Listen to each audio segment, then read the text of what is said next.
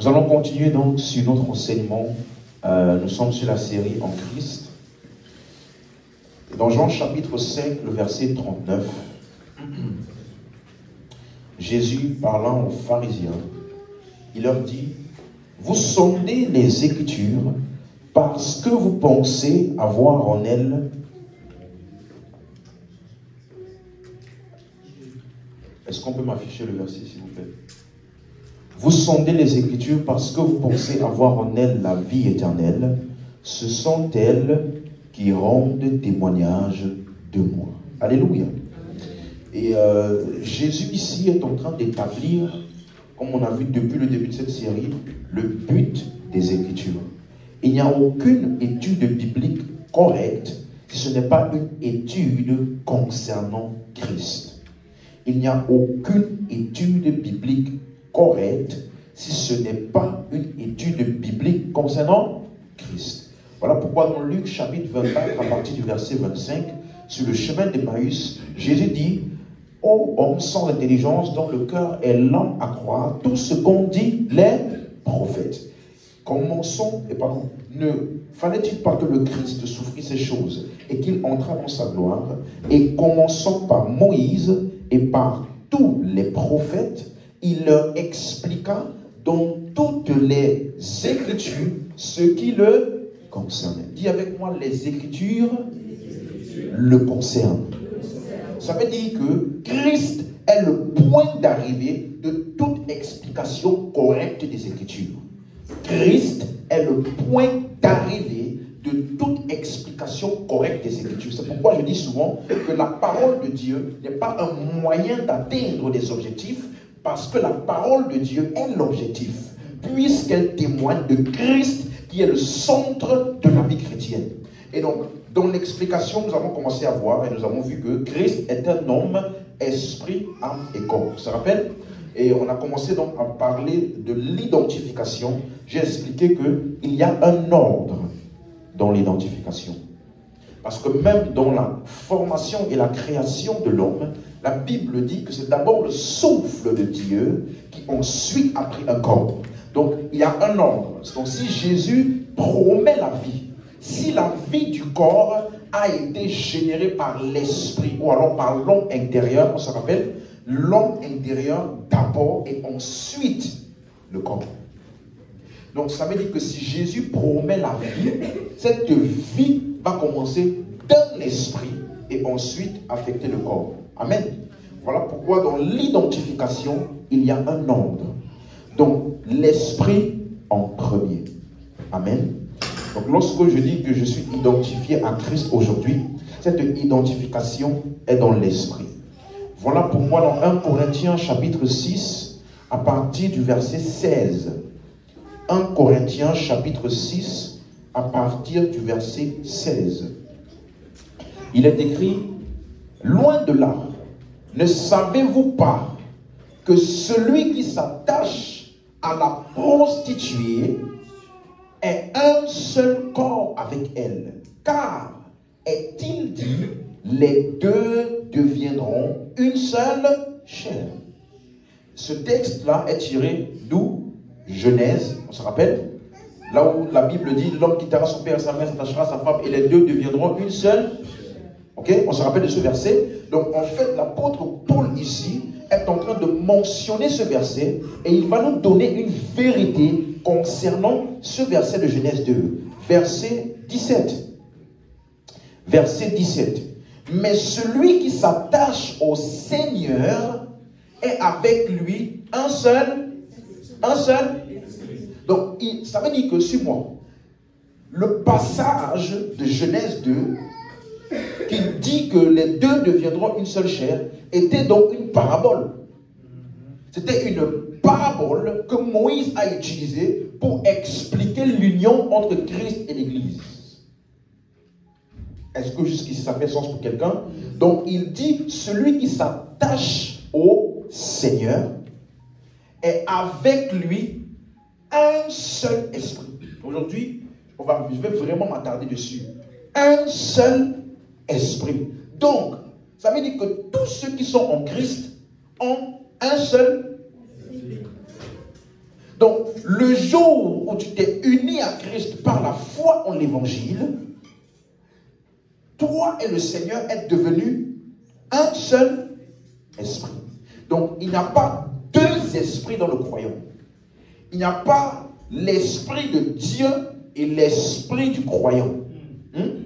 Il n'y a pas l'esprit de Dieu et mon esprit. Non. En réalité, mon esprit, c'est l'esprit de Dieu depuis que je me suis attaché au Seigneur. Jusqu'ici, quelqu'un suit bien, tu ne dois pas perdre de vue ce que je t'explique. Parce que ça veut dire que là où je suis un avec Dieu, si je dis aujourd'hui, le Père et moi nous sommes un, ça se passe où? Dans l'esprit. Dans mon corps, écoute-moi, je ne suis pas un avec Dieu. Pas encore du moins. Amen. Parce qu'il a dit qu'il y a un ordre. Regardez, concernant le corps, regardez ce que la Bible dit. Philippiens chapitre 3, verset 20. Philippiens 3, verset 20. Mais notre cité à nous est dans les cieux, d'où nous attendons aussi comme sauveur le Seigneur Jésus-Christ. Donc vous voyez qu'ici, il parle comme si c'était une espérance du sauveur. Mais qu'est-ce qu'il va venir sauver? De quel salut parle-t-il ici? Sauver de quoi? Verset 21. Donc le sauveur là, il va nous sauver comment? Il transformera le corps de notre humiliation en le rendant semblable au corps de sa gloire par le pouvoir qu'il a de s'assujettir toutes choses. Donc ce que nous attendons du sauveur encore aujourd'hui et qui n'est pas encore effectif, c'est quoi? C'est le fait qu'il va transformer notre corps qui est encore mortel, il appelle ça le corps de l'humiliation, et il va le rendre semblable au corps de sa gloire, ou alors le corps glorieux. Donc aujourd'hui, Jésus a un corps glorieux. Donc tel il est, tel nous sommes, pas dans le corps, mais dans les... Jamais. D'accord, je dis ça. Donc, en réalité, aujourd'hui, je suis exactement comme il est. Où? Dans l'esprit, pas dans le corps. Parce que dans le corps, nous sommes encore en attente du Sauveur. Bien que, reviens au verset 20, bien que nous sommes déjà citoyens des cieux. Notre cité, c'est le ciel. Notre cité est dans les cieux. Donc, la patrie à laquelle nous appartenons est la patrie céleste. Mais nous n'avons pas encore le revêtement corporel associé à cette cité. Quelqu'un suit ça? Donc, nous attendons aussi comme sauveur. Donc, le sauveur ici fait référence au fait qu'il va nous sauver de la mortalité du corps. Amen. Parce que toi et moi, on est déjà sauvés. On est déjà... On n'espère pas au salut. On n'attend pas d'être sauvé. Par contre, le salut qu'on a reçu n'est pas encore pleinement manifesté. C'est ça qu'il explique dans Romains chapitre 8, le verset 11. Il dit, si l'esprit de celui qui a ressuscité Jésus d'entre les morts habite en vous. Celui qui a ressuscité Christ d'entre les morts rendra aussi la vie à vos corps mortels par son esprit qui habite en vous. Laissez-moi faire une petite parenthèse très très pertinente. Tout à l'heure, il a dit que le Seigneur là transformera notre corps de notre humiliation en corps glorieux, corps de sa gloire, par le pouvoir qu'il a de s'assujettir toutes choses. On a lu ça? Ici, il dit que la même expérience, il rendra la vie à nos corps mortels par qui? Par son... Donc, le pouvoir qu'il a de s'assujettir toutes choses là est où? Quelqu'un a compris? Le pouvoir que Dieu a de s'assujettir toutes choses. Tu peux me remettre, s'il te plaît, Philippiens 3, verset 21. Suivez bien, suivez bien. Ce n'est pas deux choses différentes. Je dis, cette série, il faut que tu sois pleinement conscient de ce que tu as. Hein? Lisez quelque chose. On dit, il va rendre, en le rendant semblable au corps de sa gloire, par quoi? Par le qu'il a de s'assujettir toutes choses. C'est ça?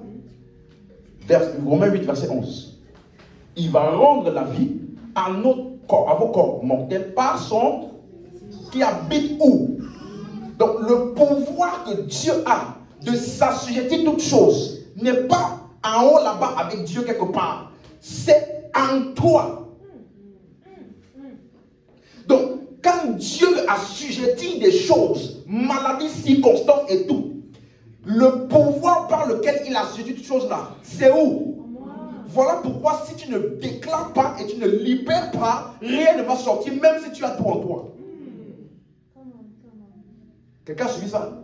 Donc, Dieu n'a pas un pouvoir d'assujettissement séparé de ce qui est dans le croyant.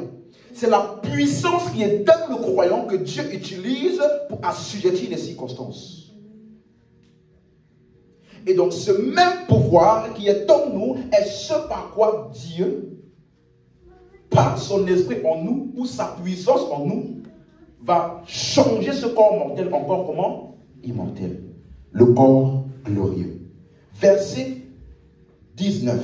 C'est pour cela que je vous ai dit que nous sommes déjà sauvés, nous sommes déjà fils de Dieu, on va voir ça après, mais le salut que nous avons reçu n'est pas encore pleinement manifesté.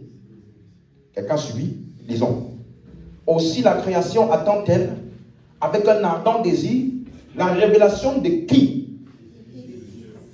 Nous sommes déjà fils de Dieu maintenant ou pas? Oui. Mais quand tu entends le mot révélation, ça parle d'un dévoilement total. Donc la création attend lorsque les fils de Dieu, cette filiation avec Dieu, ce que la Bible appelle adoption, sera rendue visible. Verset 22. Alléluia. Or, nous savons que jusqu'à ce jour, la création tout entière soupire et souffre les douleurs de l'enfantement, la suite. Ce n'est pas elle seulement, mais nous aussi, qui avons les prémices de l'esprit. Nous aussi, nous soupirons en nous-mêmes en attendant quoi? La rédemption de notre corps. Mais la même Bible nous dit déjà au verset 15 que nous n'avons pas reçu l'esprit de servitude, mais nous avons reçu l'esprit d'adoption. Mais comment attendons l'adoption? Donc ça veut dire ceci. Il a appelé ça la rédemption de notre corps. Ça veut dire que, suis-moi, le mot adoption, comme je vous avais expliqué, ça veut dire être positionné ou placé en tant que fils. Ça veut dire que devant Dieu, nous sommes exactement comme le Fils de Dieu Christ. Ok? C'est ça l'adoption. Et donc, en réalité, quand on dit l'adoption, nous aujourd'hui, nous avons déjà l'adoption dans l'esprit. Quelqu'un suivi? Nous avons déjà l'adoption où? Dans l'esprit. C'est pour cela qu'il appelle ça l'esprit d'adoption ou alors les prémices de l'esprit. Par contre, nous attendons l'adoption dans le corps. Ça veut dire qu'on est déjà fils de Dieu où? Dans l'esprit. Si on analyse ton esprit, il n'est en rien différent de l'esprit de Dieu. Est-ce qu'on suit? Par contre, si on analyse ton corps n'est pas semblable au corps de Christ. Corps physique. Est-ce que vous suivez ça? Donc, si on analyse ton ADN, il n'y aura pas l'ADN de Dieu dedans. Physique. Est-ce que vous suivez?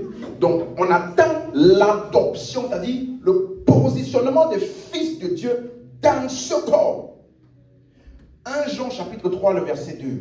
Ça, c'est un des textes qui m'avait permis d'ouvrir les gens à certaines vérités parce qu'il dit, regardez ce qu'il dit. Bien-aimés, nous sommes maintenant quoi? Hein? Donc, on est enfant de Dieu quand? Maintenant. C'est ça? Mais regardez ce qu'il dit. Et ce que nous serons, hein, nous serons quoi? nous sommes maintenant enfants de Dieu, mais ce que nous serons n'a pas encore été manifesté. Et qu'est-ce que c'est ça? Mais nous savons que, il va maintenant expliquer, c'est quoi que nous serons et qui doit être manifesté. Nous savons que lorsque cela sera manifesté, nous serons comment?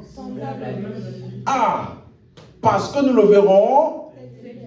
Donc, ce que nous serons là, c'est quoi? La manifestation dans ce corps de notre similitude à Christ. C'est pour cela qu'il a utilisé le mot manifester. C'est un mot qui veut dire dévoilement total, dans lequel il n'y a plus rien d'autre à dévoiler. Donc ça veut dire qu'en tant qu'enfant de Dieu aujourd'hui, notre filiation avec Dieu n'a pas encore été totalement manifestée. Et suis-moi, elle ne le sera pas dans cette vie. Il y a une plénitude de la manifestation de ton salut que tu n'expérimenteras pas dans cette vie. Voilà pourquoi la Bible dit la création soupire et attend la révélation des fils de Dieu. Quelqu'un suit maintenant? C'est-à-dire que tout ce que tu es vraiment, parce que nous sommes déjà enfants de Dieu, mais notre filiation, là, le fait d'être enfant de Dieu, n'est pas encore totalement manifesté. C'est ça qu'on appelle révélation des fils de Dieu. Est-ce qu'on suit? Et donc ça va se faire lors de ce que les gens appellent communément l'avènement du Seigneur ou alors l'enlèvement. Donc tu vois que ça là, c'est ce après quoi nous soupirons. Quelqu'un a suivi ça?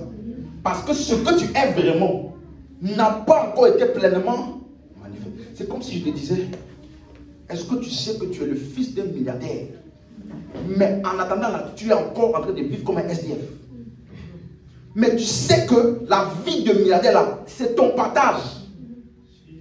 Donc, en attendant ça là, à chaque fois que tu vois que tu galères pour acheter un truc là, dans ton cœur, tu dis, ce n'est pas pour longtemps.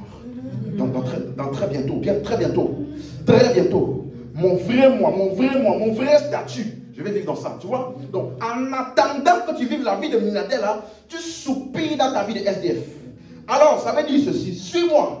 Si notre cité à nous est dans les cieux, et que ce que nous devons vraiment vivre là est la vie manifestée des fils de Dieu, ça veut dire que nous tous ici, on doit avoir un soupir intérieur dans ce corps.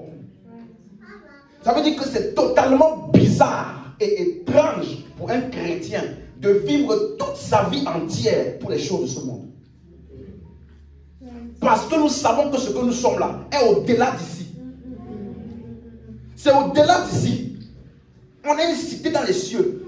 Mon vrai moi là, n'a pas besoin de prendre les transports, le RER, la voiture, et puis après que tu es fatigué, tu dois quand même dormir, tu dois quand même manger. Non, tu sais qu'il y a ton vrai toi veut seulement Christ en tout point. Pleinement. Plus de tentation même. Rien. Tu vois non? C'est ça qui est en nous, par l'esprit en nous. Donc, chrétien qui vit uniquement pour les choses de ce monde, il est en train de vivre une autre vie. Parce que c'est ceux qui n'ont pas cette soupir-là qui affectionnent les choses de ce monde. Parce que ce n'est qu'à ça qu'ils peuvent s'identifier. Mais pour nous, nous savons qu'il y a plus que ça. Alléluia. Donc, nous sommes fils de Dieu et nous sommes un avec le Seigneur ou dans l'esprit. Dis encore amen. Et maintenant, aujourd'hui, je vais rentrer dans quelques petites explications que je pense que j'ai trouvées vraiment pertinentes. Parce que lorsqu'on parle de notre identification avec le Seigneur, il y a ce que les gens appellent le corps. La tête, le corps de Christ. Vous voyez? Quand on dit que Jésus est la tête et nous sommes le corps. Ça veut dire quoi? Beaucoup de personnes Regardons un texte avant d'aller plus loin. Colossiens chapitre 1, verset 18. Colossiens chapitre 1, verset 18. En parlant de Jésus, il dit, il est la tête du corps de l'Église. Donc, l'Église est quoi? Le corps. Lui, il est la tête. Il faut que tu comprennes bien ça, parce que ce n'est pas ce dont on parle souvent de nos jours. Parce que regardez, comment il explique là la suite. Il dit, il est le commencement. Il est en train d'expliquer, hein, c'est la même explication. Il est le commencement. Donc, quand on dit la tête du corps de l'Église, il est le commencement. Le premier-né d'entre les morts, le mot premier-né, c'est le mot prototokos, qui veut dire le prototype. Donc, on est exactement comme lui. Donc, c'est lui qui est le moule, c'est lui qui est la source, c'est lui qui est ce de quoi nous sommes faits. Et après, il dit, afin d'être en tout le premier. Ce texte-là est très important. Donc, ça veut dire que, pour ne pas trop aller plus loin, ça veut dire que nous sommes un avec lui. Il est la tête du corps de l'Église. Expliquons un peu cette terminologie de tête et de corps. À cause des illustrations de Paul, plusieurs d'entre nous, on a cru que Jésus est la tête comme ça là. Et nous sommes le corps comme ça là. Ça, c'est un raisonnement charnel. Pourquoi? Parce que quand tu utilises les illustrations que les apôtres ont utilisées dans leurs écrits, il ne faut pas aller plus loin que ce qu'ils voulaient expliquer par ce qu'ils ont expliqué. Ils ont utilisé le corps dans un contexte spécifique pour expliquer une vérité spécifique. Mais aujourd'hui, si tu commences à penser que Jésus est la tête comme ça, là, comme ta tête ici, et que nous sommes le corps à partir du cou là jusqu'en bas, c'est un raisonnement qui est très limité. Est-ce que vous suivez? Et c'est pour cela qu'on va aller un peu dans ça, rapidement. 1 Corinthiens 12, le verset 12. Et là, je veux demander à chacun d'être attentif et de mettre ta cape d'intelligence et de réflexion. On va réfléchir ensemble. Car, comme le corps est un et a plusieurs membres. Quelqu'un suit ça? Le corps est comment? Et il a plusieurs. Comme tous les membres du corps, malgré leur nombre, ne forment qu'un seul corps. Suis-moi. Ainsi en est-il de Christ. Donc, il est en train de dire que Christ est le corps et les membres. C'est un seul corps avec plusieurs membres. C'est comme ça que Christ est. Donc, il a inclus Christ dans le corps et il n'a pas dit que Christ est la tête. Donc, ça veut dire que ce texte ici ne parle pas de la tête et le corps. Si tu utilises ça pour chercher à expliquer comment est-ce que Christ est la tête et nous sommes le corps, tu t'es trompé d'exemple. Parce qu'ici, il utilise Christ comme étant tout le corps, dans lequel il y a plusieurs membres. Quelqu'un comprend ça? Est-ce qu'on a suivi? Ainsi, en est-il de Christ? C'est clair? Maintenant, regardez comment il va étaler son argumentaire. Verset 13. C'est bon? Verset 13. Nous avons tous, en effet, été baptisés dans un seul corps pour former, dans un seul esprit, pour former un seul corps. Soit juif, soit grec, soit esclave, soit libre, nous avons tous été abreuvés d'un seul esprit. Donc il commence à expliquer comment est-ce que nous avons été introduits dans le corps dont il a parlé au verset 12. Christ, c'est quoi? Un corps et qui est un avec plusieurs membres. Parce qu'on suit, et il t'explique maintenant que pour nous là, chacun d'entre nous, nous avons été plongés, baptisés dans un seul esprit et pour former un seul corps. Quelqu'un suit ça? Et nous avons tous été abreuvés d'un seul esprit. Donc, ça veut dire que ce dont il parle ici, c'est bien spirituel. Ok? Il ne parle pas d'un baptême d'eau. N'est-ce pas? Il dit, le baptême dont il parle ici est un baptême où on nous a plongé pour former, pour être partie intégrante du corps de Christ. Donc ce corps-là dont on parle ici est spirituel. Est-ce qu'on suit? Le corps de Christ dont on parle ici, il est spirituel. Donc, c'est le même esprit.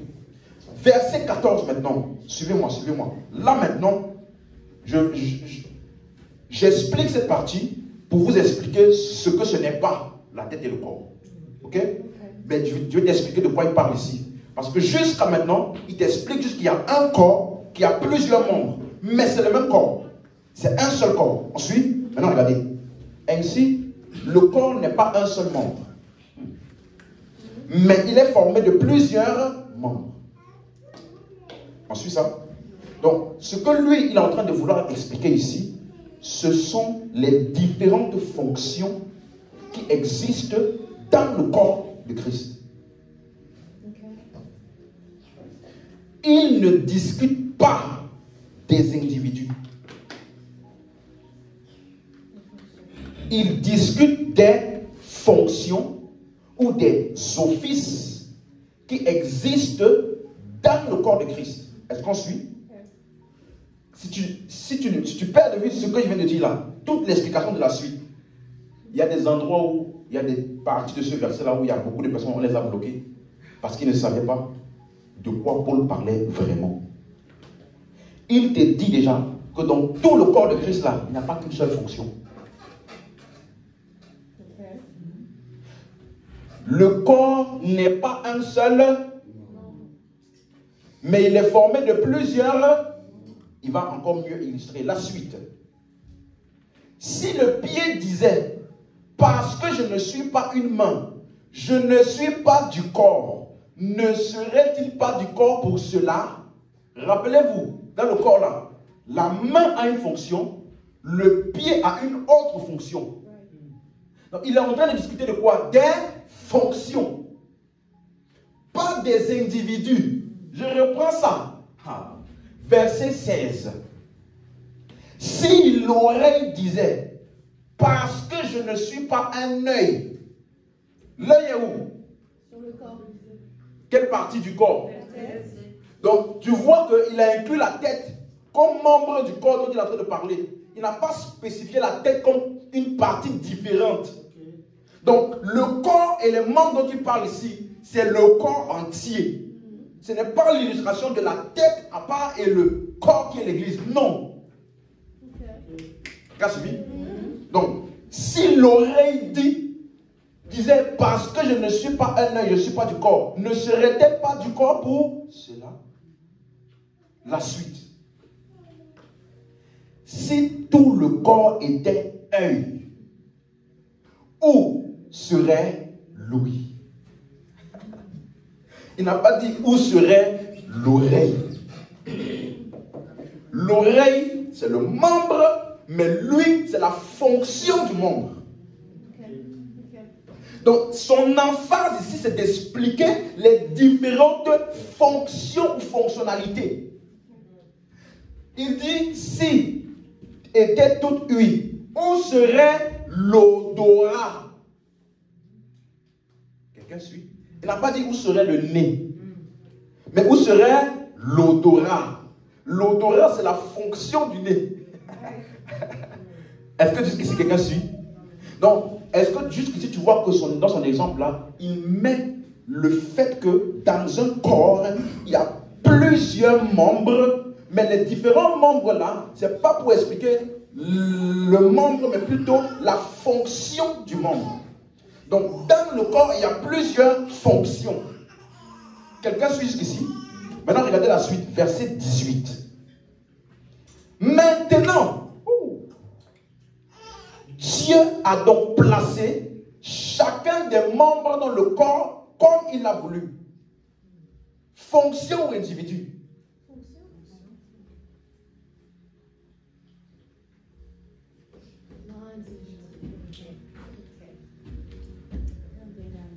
Dieu a placé chacun des membres. Chacun des membres, c'est chacun de vous et de moi. Ou c'est chacune des fonctions comme il a voulu.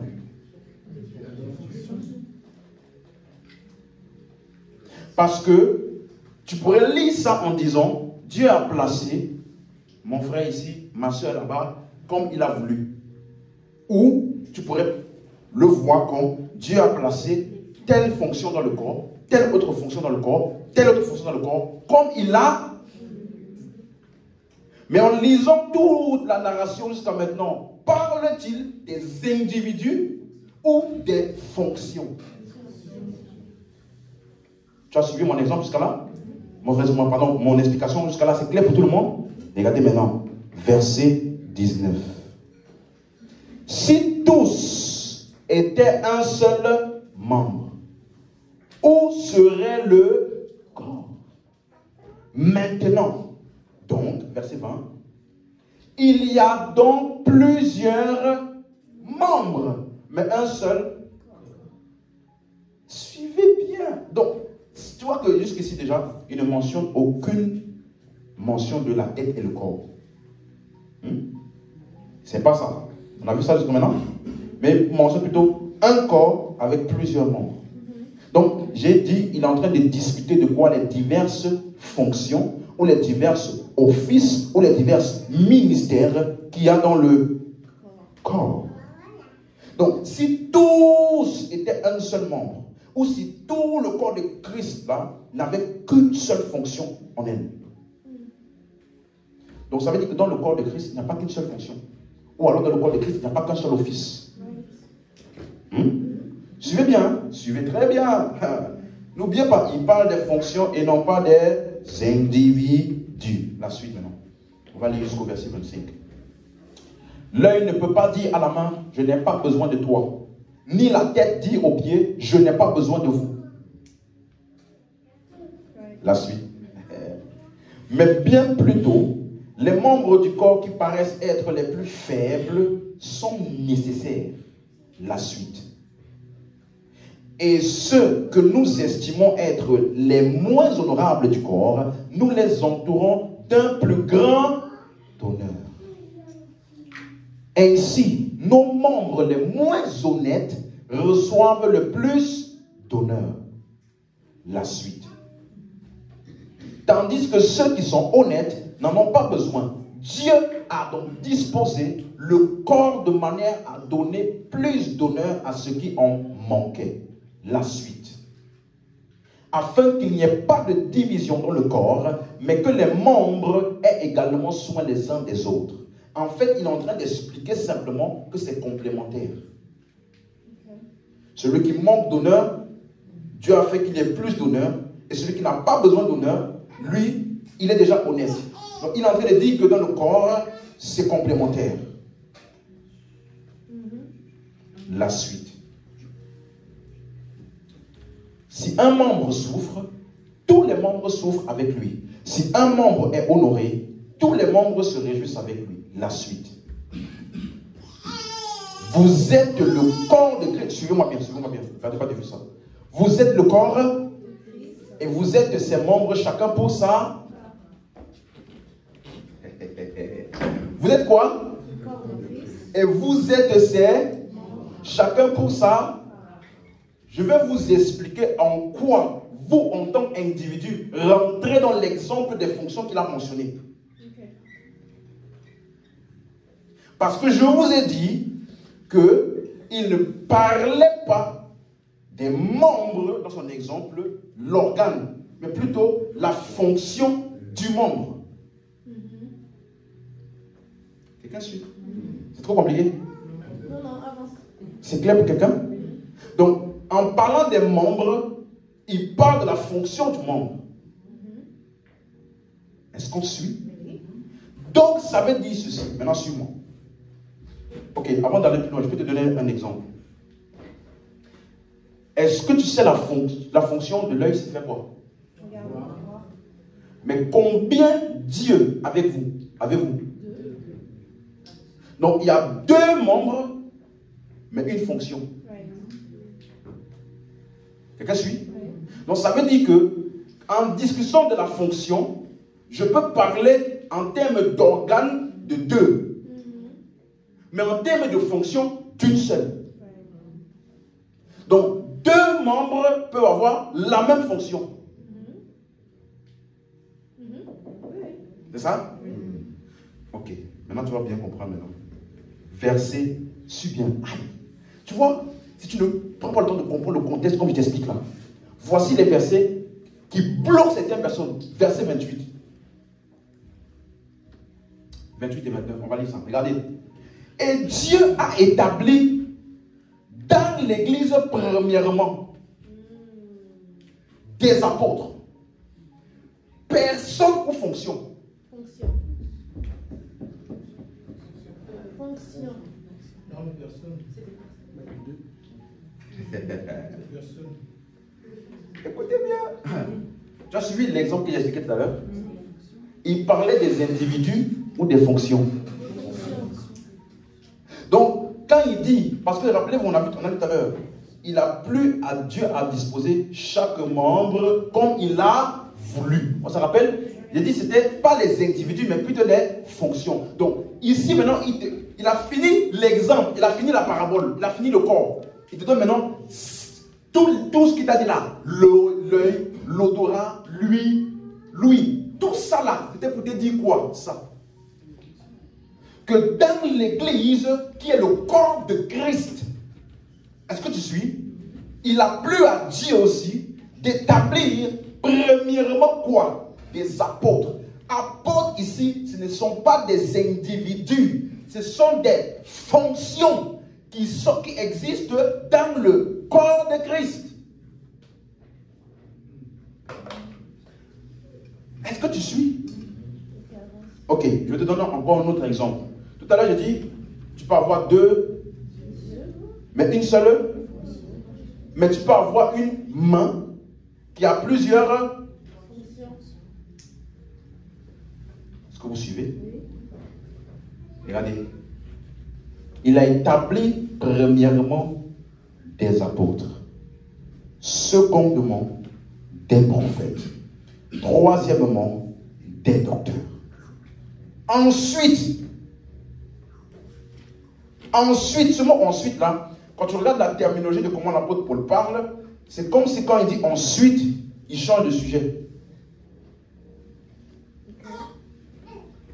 Ensuite, regarde, ça encore, ceux qui ont là, n'est pas dans l'original.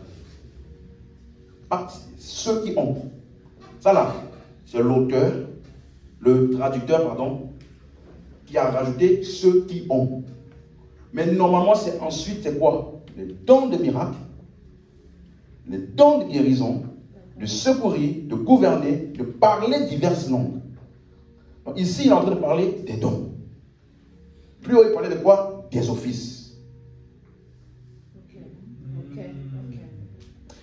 On est dans 1 Corinthiens 12, n'est-ce pas? Rappelez-vous, au début, il avait dit quoi? Verset 4, il y a divers dons dans le même esprit, divers ministères dans le même Seigneur. Donc, dans sa lettre, il ne va pas dire, de 1 Corinthiens 12, il ne va pas parler que des dons spirituels. Non.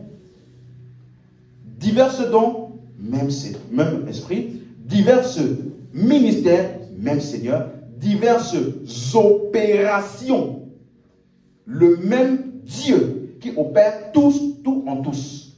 Donc ça veut dire que dans sa lettre, voici ce qu'il va faire. Il va parler des dons. Écoute-moi bien. Ensuite, il va parler des ministères. Et ensuite, il va parler de comment les dons opèrent dans les ministères.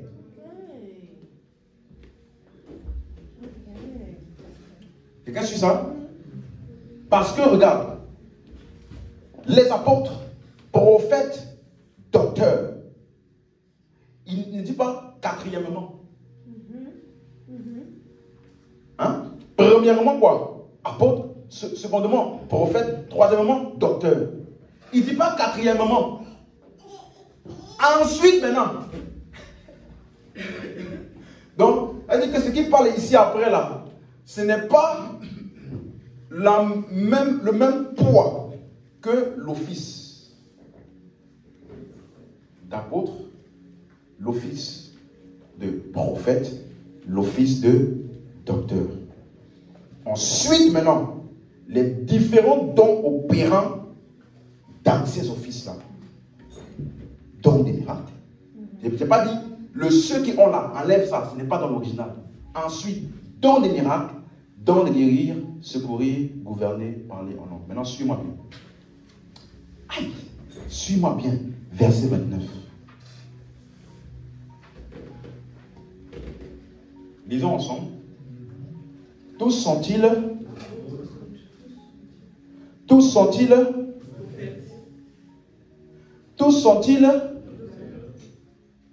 verset 30.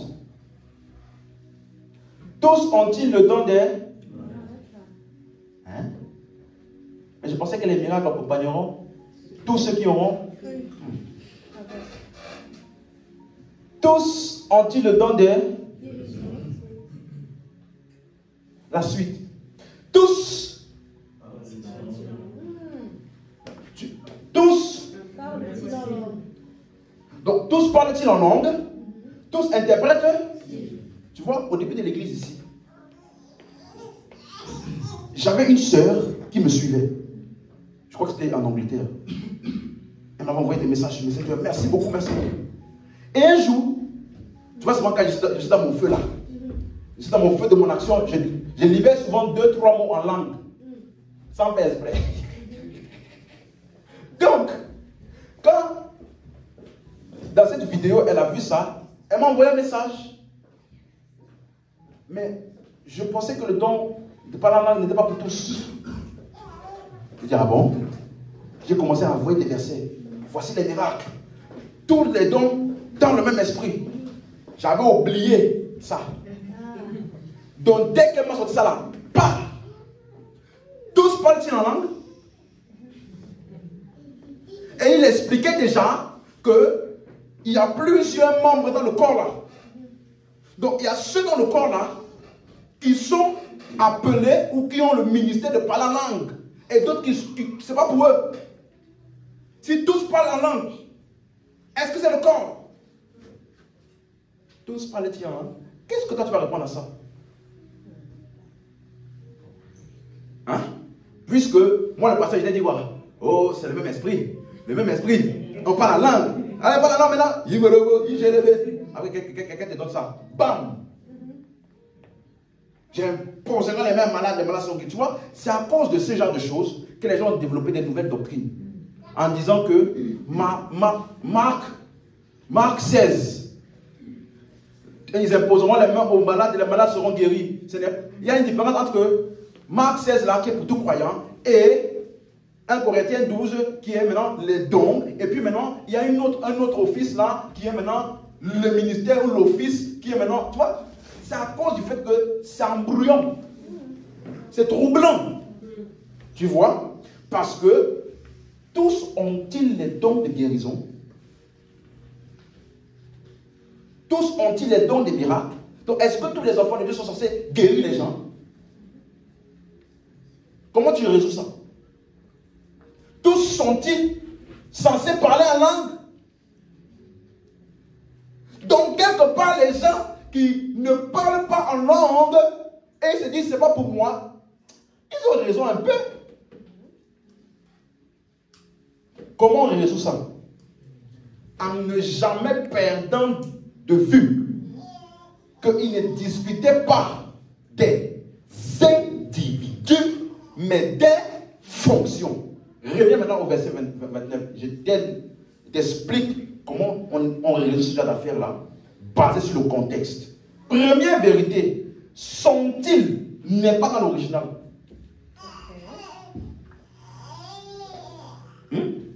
Pas dans l'original. Il n'y a aucun mot grec dans la traduction originale pour sont-ils. Donc, il était en train de dire, suis-moi, toutes les fonctions du corps de Christ ne sont telles que l'apôtre. Toutes les fonctions qu'il y a dans le corps de Christ ne sont telles que le prophète. Toutes les fonctions, tu vois un peu, c'est comme tu rentres dans un ministère, tu parles du ministère de la santé, il y a plusieurs fonctions que tu peux occuper dedans, n'est-ce pas? Mais toutes les fonctions là, ce n'est pas que par exemple les ressources humaines. Les ressources humaines là, ce n'est pas une personne, c'est une fonction. Donc toutes les fonctions qu'il y a dans le ministère de la santé, ce n'est pas que ressources humaines. Toutes les fonctions qu'il y a dans le ministère de la santé, ce n'est pas que Quoi d'autre encore? Les finances? Non. Vous voyez un peu? Donc, toutes les fonctions, parce qu'il avait déjà expliqué les fonctions, Dieu a établi premièrement l'apôtre, prophète, docteur, sont des fonctions, ce ne sont pas des individus. Ensuite, les dons des miracles, des guérisons, ce sont des fonctions. Donc, il t'explique maintenant, parce que tout à l'heure, il a itéré ça 2 fois de suite. Tout le corps est-il un seul membre? Si tout le corps était l'œil, que serait-il de l'ouïe? Que serait-il de l'odorat? On se rappelle? Donc, il est en train de dire, c'est ça qu'il est en train d'expliquer ici. Est-ce que dans tout le corps de Christ là, il n'y a que la fonction apôtre? Est-ce que dans tout le corps de Christ là, il n'y a que la fonction prophète ou l'office de prophète? Est-ce que dans tout le corps de Christ là, n'y a-t-il que l'office de docteur? La suite. Donc enlevez tous les sont-ils, parce que ce n'est pas les individus. Est-ce que tout ce qu'il y a dans le corps de Christ là, ce n'est que le don de miracle? Est-ce que tout ce qu'il y a dans le corps de Christ là, ce n'est que le don des guérisons? Est-ce que tout ce qu'il y a dans le corps de Christ là, ce n'est que le don de parler en langue? Tous parlent, le il là n'est pas dans l'original. Donc est-ce que tous les dons là, ce n'est que le parler en langue? Non. Est-ce que tous les dons n'est que interprétation? Non plus. Donc il expliquait les différentes fonctions dans le corps. Maintenant, comment les individus, un individu peut occuper plusieurs fonctions en fonction du besoin et du mandat sur lui. Il y a des personnes qui occupent un office d'apôtre pendant un certain temps, ou bien dans un certain cadre, et puis plus tard, ils occupent l'office de prophète quand c'est nécessaire, l'office de docteur. Ce sont des offices, pas des individus. Les individus peuvent occuper, fonctionner sous un office en fonction de son appel, du mandat et du besoin. Mais il ne discutait pas des individus, mais des fonctions que les individus ont accès dans le corps. Est-ce que ça fait sens pour quelqu'un? Bien sûr. Donc il n'est pas en train de remettre en question le fait que tous les chrétiens peuvent parler en langue. Non. Voyez, non? Il est en train de remettre en question le fait que ne te limite pas qu'au parler en langue. Parce qu'il n'y a pas que cette fonction-là. Il n'y a pas que ce don-là. Donc tu ne peux pas dire, je parle en langue, il n'y a pas besoin de don de guérison. Il dit, si toutes les fonctions étaient que le don de guérison là, hein, si tout le corps n'était que l'œil, où on serait l'ouïe. Est-ce que quelqu'un suit maintenant? Donc, il discutait des offices et des fonctions et non pas des individus. Donc, suis-moi. Quand je dis le mot apôtre, c'est un office, c'est une fonction, ce n'est pas un individu. Quand je dis prophète, ce n'est pas un individu, c'est une fonction.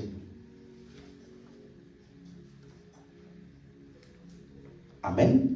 Parce que tous les apôtres de l'agneau, par exemple, étaient des apôtres. N'est-ce pas? Mais plusieurs d'entre eux ont fonctionné comme prophète à un moment. D'autres ont fonctionné comme évangélistes. Le mot apôtre veut dire envoyé. Il y a des personnes qui n'étaient pas parmi les 12 qui ont été envoyées.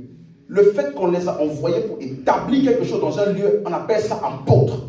Donc aujourd'hui, ce qu'on appelle les missionnaires là, qui vont dans les lieux, établissent l'œuvre du ministère là-bas, ce sont eux les apôtres d'aujourd'hui.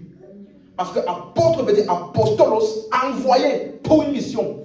De la même manière que la Bible dit, puisque nous sommes fils, donc Galates chapitre 4, verset 6, il dit, puisque nous sommes fils, Dieu a envoyé l'esprit de son fils dans nos cœurs, lequel crie Abba Père. Donc l'esprit de Dieu a été envoyé en mission dans le croyant pour attester et pour amener la conscience de la filiation entre lui et Dieu. Abba Père. Donc envoyé pour une mission. Dieu a envoyé son esprit. C'est le même mot apostolos. Même mot. Donc quand on dit apôtre, c'est quoi? Envoyé. Ce n'est pas une personne, c'est un office, une fonction qui est occupée par une personne.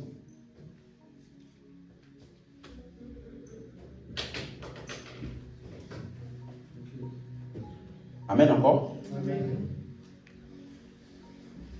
Donc, j'ai pris le temps d'expliquer ça. On va maintenant aller dans les têtes et corps. C'est clair? Ici, il ne parle pas de la terminologie tête et corps. Il explique tout le corps en entier.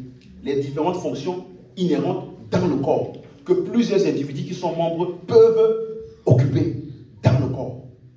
Donc, dans le corps là, il a parlé des offices et il a parlé aussi des dons. Donc, dans le corps, ou alors en Christ, ou dans l'esprit là, il n'y a pas qu'un seul don. Ne t'arrête pas au parler en langue, parce que tous les dons ne sont pas parler en langue. Ne t'arrête pas à interpréter, parce que tous les dons ne sont pas interprétation des langues. Ne t'arrête pas aux guérisons, ne t'arrête pas aux miracles. Tout ça là, tu peux fonctionner dans ça. C'est ce qui est à ta portée dans l'esprit de Christ que tu as reçu.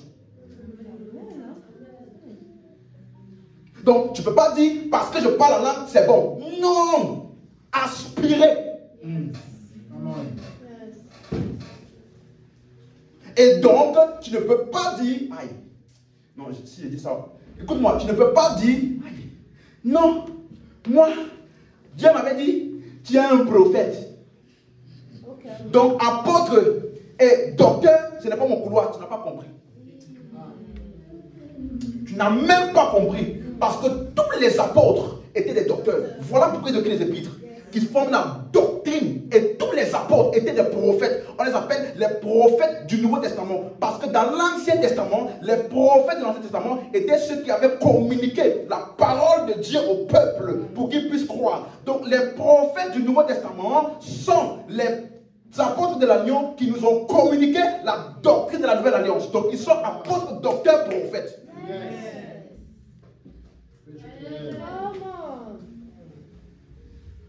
Tu m'as suivi?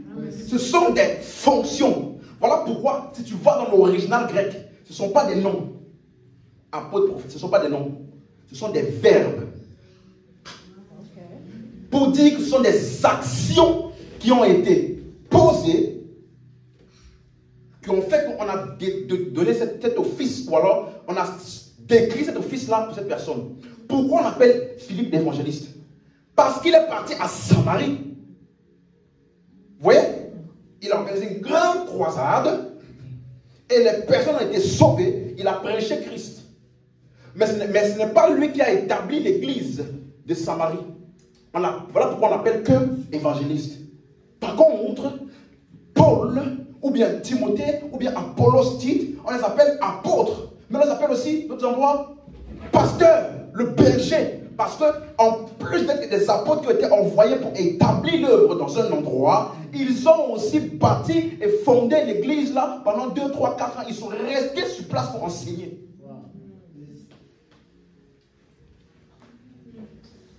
Ce sont des verbes. Pas, c'est ma fonction. Comme tu n'es pas prophète, n'essaye pas de faire le travail du docteur. Comme tu n'es pas docteur, n'essaye pas de fonctionner comme le prophète parce que tu n'es pas prophète. Qu'est-ce qu'on appelle prophète?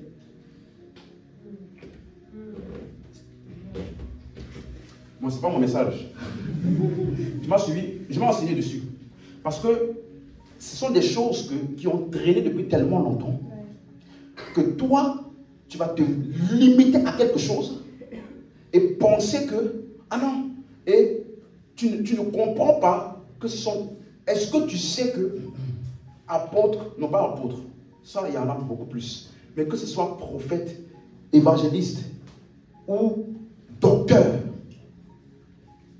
pasteur et docteur, la grande majorité des épîtres ou actes des apôtres, il n'y a pas beaucoup ça. On les appelait tous des anciens. Tous des anciens. Pourquoi? Ils étaient établis au-dessus du peuple de Dieu pour communiquer la parole de Dieu. Maintenant, en fonction des différents verbes, on donnait un titre dessus. À ce verbe-là, ou cette action qu'ils ont faite. L'ancien Philippe était parti en Samarie pour prêcher, organiser une grande croisade. Cette action-là, on a fait de lui quoi? Évangéliste. Mais sinon, il est quoi? Ancien. Agabus a vu Paul, il a pris sa ceinture, il a prophétisé pour Paul. Avant ça, il avait prophétisé la famille. Ça là, on appelait quoi? prophète. C'est un verbe. Mais sinon, l'ancien là, qui a fonctionné dans ça, on l'appelait prophète. Tu as suivi? Okay. C'est pour cela que tout ça là, quand Paul les résume, il ne donne pas une fonction différente. Il a donné les uns comme apôtres, prophètes, évangélistes, pasteurs et docteurs, tu vois. Les uns comme n'est pas dans l'original aussi, bon bref. Tu vois non? Il a donné l'apostolat, le prophète, évangéliste, pasteur et docteur. Tout ça là, il réunit, dit quoi? Pour le perfectionnement des saints. En vue de l'œuvre du ministère. Même mission, faire quoi? Bâtir les saints par la parole, la connaissance de Christ, c'est tout. C'est pour cela qu'on les appelait tous anciens, ou d'autres évêques, ou bergers pasteurs. C'est la même chose. Maintenant, dans l'opération de ce ministère de bâtir et façonner les saints, les actions qu'il pose sont décrites avec ces choses-là. Est-ce que c'est clair pour quelqu'un? C'est vraiment une parenthèse. Je prendrai le temps qu'il faut de bien établir ça en chacun de nous. Tu vas comprendre qu'il y a beaucoup de choses que les gens font là. Amen. C'est clair? Ok. Revenons maintenant à tête de corps. 1 Corinthiens 11, verset 2. Je vous loue de ce que vous souvenez de moi à tous égards et de ce que vous retenez mes instructions telles que je vous les ai données. Verset 3. Je veux cependant que vous sachiez que Christ est le chef de l'homme. Maintenant, de tout homme, pardon. Le mot chef, c'est le mot grec képhale. C'est traduit dans la version King James par tête. Est-ce qu'on suit? Tête. Donc ça veut dire qu'en lisant ce verset, je veux que vous sachiez que Christ est la tête de tout homme. C'est ça? Et que l'homme est la tête de la femme. Et que Dieu est la tête de Christ. Ce mot képhalé parle d'autorité au-dessus d'eux, mais c'est aussi utilisé pour la source d'eux. Ça veut dire que tel A est la tête de B, suis-moi, veut dire que B est sorti de A. A est la source à partir de laquelle B est sorti. D'où est sortie la femme? De l'homme. N'est-ce pas? La femme a été formée à partir de l'homme. Donc l'homme est la tête de la femme. Éphésiens 5, verset 22. Femme. C'est les versets que les hommes aiment. Femme. Je me rappelle un mariage. Quand le pasteur il a dit, ouvrez vos Bibles de ça, il a commencé à dire ce verset. Femmes, soyez soumises à vos maris comme au Seigneur. Il avait ça. Femmes, soyez soumises à vos maris comme au Seigneur. Hey, est-ce que tu sais que ce verset, dans ce passage-là, Paul ne parlait pas du mariage? Ce n'était pas de ça qu'il parlait. Parce que c'est comme si aujourd'hui, je t'explique, je ne sais pas moi, les mathématiques. Et j'utilise l'agriculture. Je te dis, bon, si je te dis X plus 2 égale à 4. X égale à combien? Tu vas dire, mais tu parles de quoi? Tu parles de quoi? Ok. Je change maintenant, je te dis, imaginons que je veux avoir 4 tomates. Je n'ai que 2 tomates. Je dois rajouter combien de tomates? Tu vas dire quoi? 2 tomates. Donc tu vois, j'ai utilisé l'agriculture là pour t'expliquer l'équation mathématique là. Tu ne dois pas maintenant venir après pour continuer à me parler de l'agriculture et de faire de moi un conseiller en agriculture. Donc moi, ici Paul est en train d'expliquer quelque chose. Femmes, soyez soumises à vos maris comme au Seigneur. Verset 23. Suivez-moi maintenant. Car le mari est le chef de la femme. Aïe. comme Christ est le chef de l'Église, qui est son, dont il est le. Donc, il a utilisé le mot chef ou tête là pour expliquer que Christ est le sauveur du corps.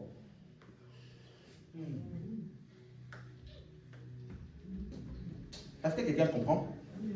Quand on dit comme Christ est la tête de l'Église, en quoi est-il la tête de l'Église? Parce que l'Église est son corps. Donc, en quoi est-il la tête et l'Église est le corps? Parce qu'il est le sauveur de l'Église qui est le corps. Donc, ça veut dire que c'est parce que le corps est venu de son œuvre salvatrice. Oui ou non? Oui. Il n'y a pas d'église sans l'œuvre du salut du sauveur. Donc, il est la tête parce que c'est lui qui a accompli l'œuvre de laquelle est sortie l'église. Jusqu'ici, quelqu'un comprend? Donc, voilà pourquoi dans la version King James en français, il dit parce que le mari est la tête de la femme, c'est-à-dire comme Christ est la tête de l'Église et il est le sauveur du corps. Vous comprenez maintenant? Donc, il est la tête, l'Église est le corps, parce que c'est lui qui est le sauveur du corps. Mais, suis-moi, quand on dit qu'il est le sauveur du corps, mais le corps est déjà sauvé. Ce n'est pas comme s'il y avait le corps et puis il est venu sauver le corps. Quand on dit qu'il est le sauveur du corps, tu vois maintenant? C'est pas genre le corps était quelque part et il est venu sauver le corps. Quand on dit qu'il est le sauveur du corps, ça veut dire que le corps est le résultat de son œuvre salvatrice. Verset 24. Or, de même que l'Église est soumise à Christ, dis amen à ça. Hey, les femmes aussi doivent l'être à leur mari en toutes choses. Donc ça veut dire ceci, suis-moi. Aux yeux de Dieu, l'Église est déjà soumise à Christ. On n'a pas dit l'Église comme l'Église sera soumise à force de condamnation et de menaces.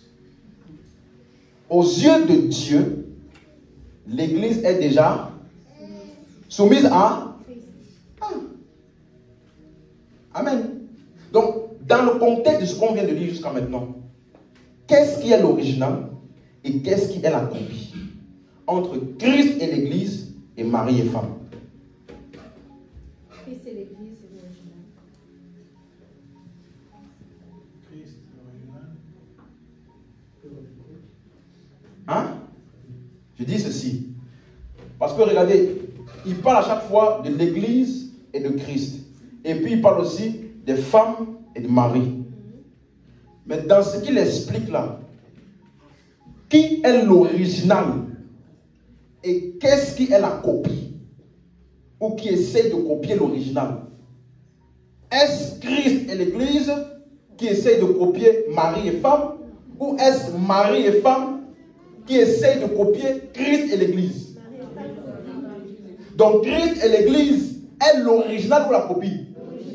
Et mari et femme. Ah. Tu comprends maintenant? Donc le sujet ici n'est pas le mariage. Le mariage est utilisé comme une métaphore pour expliquer Christ et l'Église. Tout comme Moïse a fait dans l'Église. Est-ce que c'est clair pour quelqu'un? Verset 25.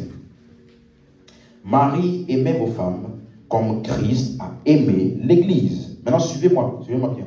Quand on dit Christ a aimé l'Église et s'est livré lui-même pour elle, est-ce passé ou futur? Passé. Alors, il a déjà aimé et il s'est déjà livré, c'est ça? Ok. Verset 26 alors dans ce cas.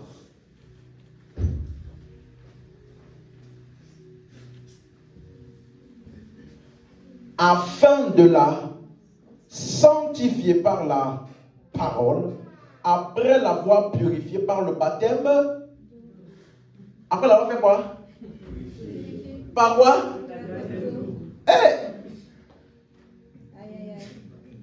Ah, pasteur. Voilà le verset. Baptême d'eau. Tu vois, si tu fais confiance aux traductions là, tu vas appliquer des choses avec audace jusqu'au jour où tu vas te rendre compte que c'était un traducteur qui est en train de guider ta vie chrétienne. Parce que ce Louis II, 1910 là, il y a la version second 21. Ça veut dire que c'est le même traducteur, mais qui est reparti voir les écrits originaux et qui est venu corriger certains endroits qui n'étaient pas clairs. Que lui-même, il sait que non, franchement, j'ai déconné un peu là-bas. Regarde la version second 21, du même verset, second 21. Afin de la quoi? Conduire à la sainteté, après l'avoir et par. C'est lui, c'est quoi, hein? Tu vois? Donc, tu vas prendre ton Louis II 1910 là. Oh, c'est écrit. C'est écrit noir sur blanc dans la Bible. Quelle Bible? De quelle traduction?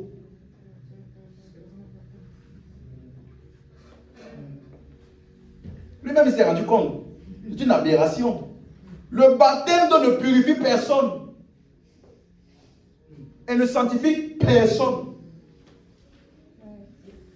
L'eau de la parole.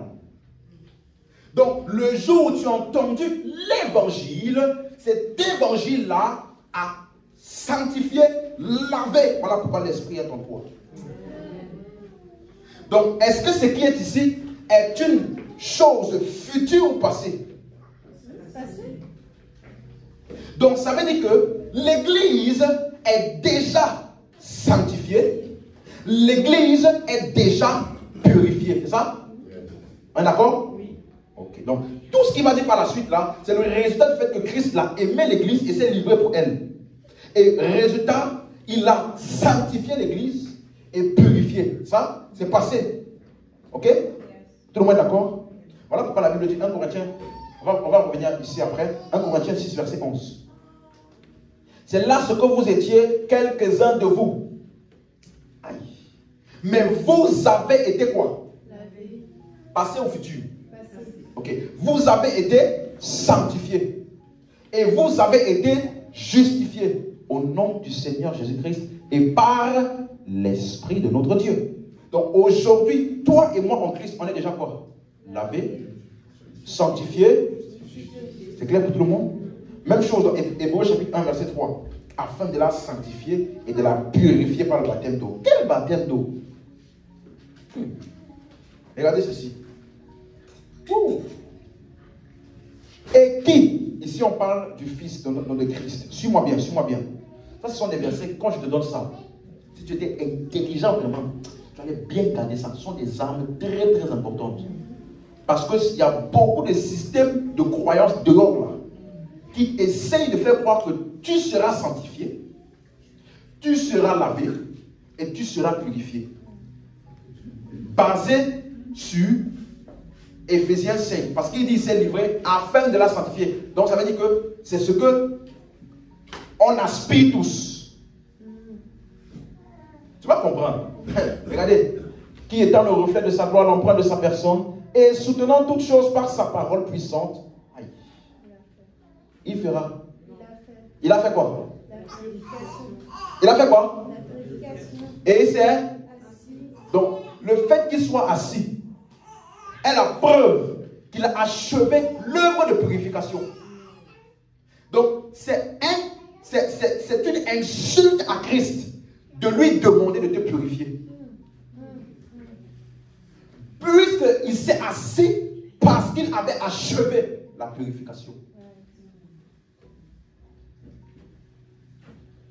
Donc l'Église aujourd'hui est déjà pure devant Dieu. Ah mais là-bas, il vient visiter, ce n'est pas ton problème. Christ a déjà fait la purification des péchés. Donc, il n'y a aucun péché qui peut souiller l'Église aujourd'hui.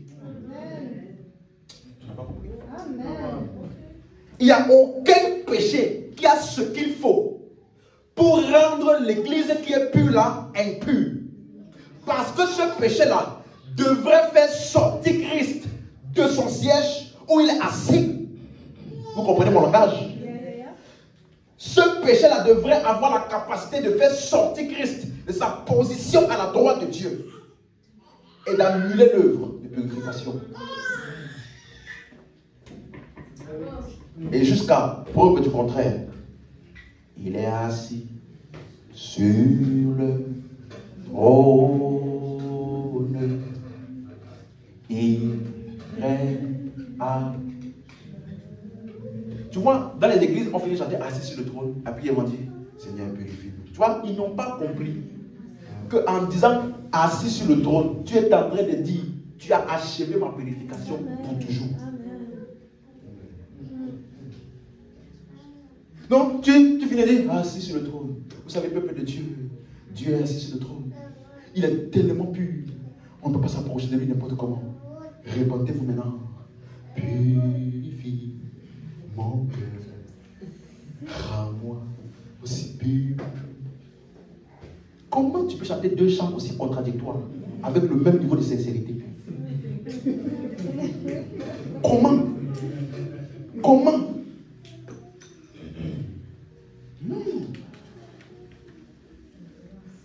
L'église est déjà pure et sainte. Maintenant, suis-moi.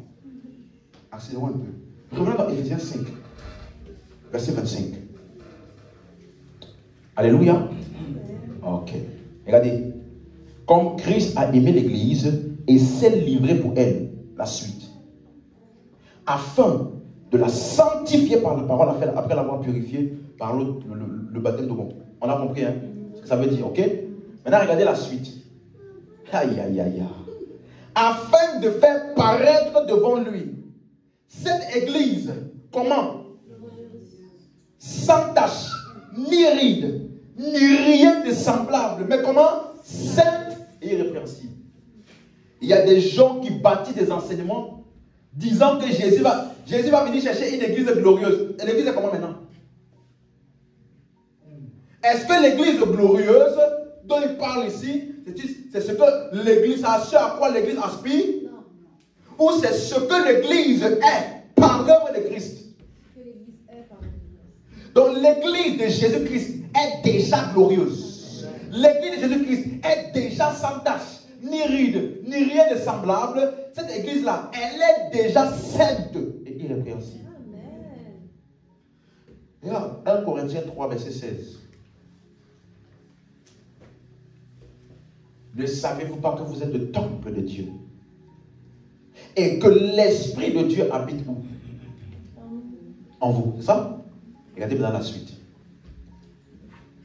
Si quelqu'un détruit le temple de Dieu, Dieu le détruira. J'ai déjà expliqué ce verset ici. Hein. Ce n'est pas quelqu'un. C'est quelque chose. Parce qu'il parlait d'un péché. Bref. Si quelqu'un détruit le temple de Dieu, Dieu le détruira. Car, sur moi, le temple de Dieu est comment? Et c'est ce que vous serez quand le Seigneur viendra. C'est ce à quoi vous aspirez. Le temple de Dieu est comment? Et c'est ce que vous? Donc l'église qui est vous et moi est déjà comment? Saint, irrépréhensible. Alors pourquoi la Bible dit, on dit celui qui sanctifie. Et ceux qui sont sanctifiés sont tous issus d'un seul. Voilà pourquoi il n'a pas honte de les appeler frères. Donc, tu n'es pas moins saint que Jésus. Parce que celui qui sanctifie là, et ceux qui sont sanctifiés sont devenus un. Il n'y a pas un niveau de sanctification de Jésus et un niveau de sanctification de l'église. Non, tu n'as pas compris ce qu'on appelle la tête. Il est la tête parce qu'il est la source, le modèle, le moule par lequel l'église a été créée. Donc, s'il y a une faille dans l'église, il y a une faille en Christ. S'il y a une faille sur l'église, si elle devient ridée, avec des taches répréhensibles, c'est parce que Christ est devenu aussi ridé, avec des taches irrépréhensibles.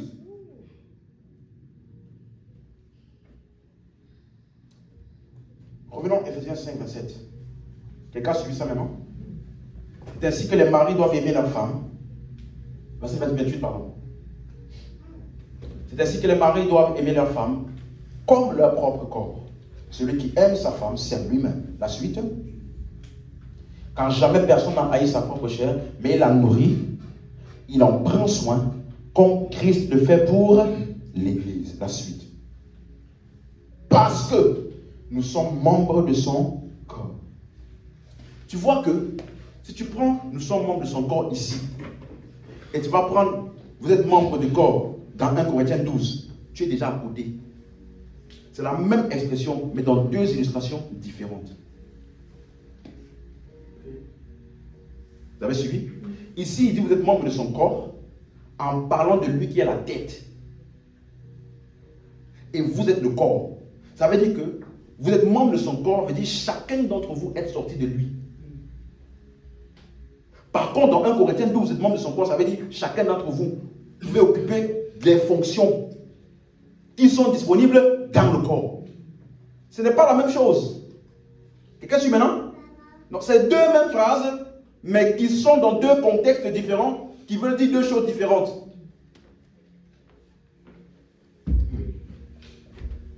Est-ce que quelqu'un m'a suivi jusqu'ici? Verset 31. Donc, il dit, parce que nous sommes membres de son corps. Il dit maintenant, c'est pourquoi. Donc, si tu as compris toute l'explication là, c'est pourquoi donc, l'homme quittera son père et sa mère et s'attachera à sa femme et les deux deviendront une seule. Si tu as compris bien l'explication jusqu'à maintenant, tu ne vas pas penser qu'il est en train de parler du mariage. Pourquoi? Parce que Ève a été formée à partir de qui? Donc, c'est pour cela qu'elle est appelée son corps. L'Église est sortie de qui?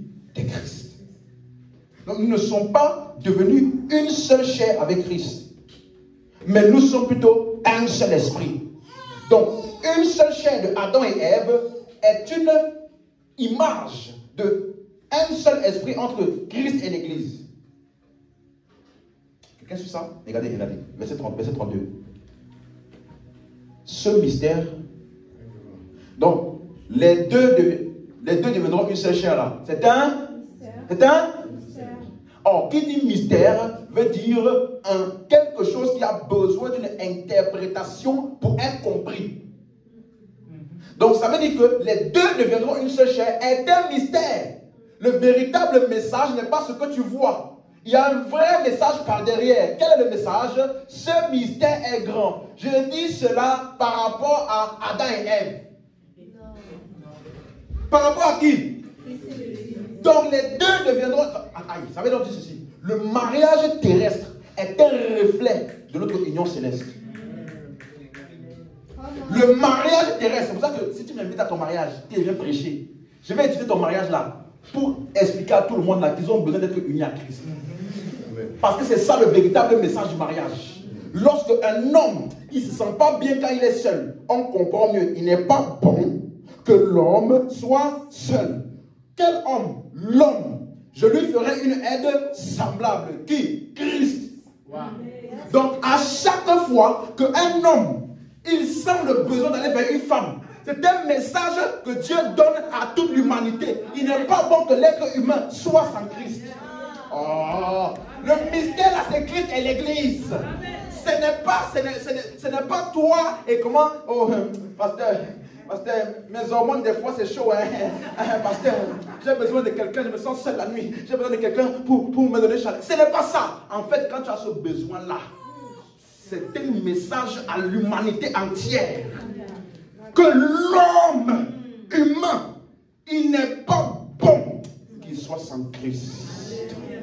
L'aide semblable que Dieu a fait pour répondre aux besoins de solitude de l'homme, ce n'est pas la femme, ce n'est pas le travail, ce n'est pas les boîtes de nuit, ce n'est pas les biens de ce monde. Tu peux avoir tout l'argent du monde. La seule solution, la seule aide semblable que Dieu a donnée à l'homme pour régler sa solitude intérieure, c'est Christ. Wow. Amen. Voilà pourquoi Jésus avait rencontré une femme au puits et il lui a dit, si tu veux vraiment l'eau que je te donne, tu n'auras plus jamais soif. Mais si tu bois l'eau de ce puits-là, tu auras encore soif. Soif veut dire quoi? Avoir un besoin. Et quand elle a dit, donne-moi donc de cette eau-là, Jésus a dit, où est ton mari? C'est quoi le lien entre avoir soif et le mari? C'est ça. C'est quoi le lien entre je veux une eau pour que je n'ai plus besoin de venir ici au puits et avoir un mari? C'est quoi le lien? Ce mystère est grand.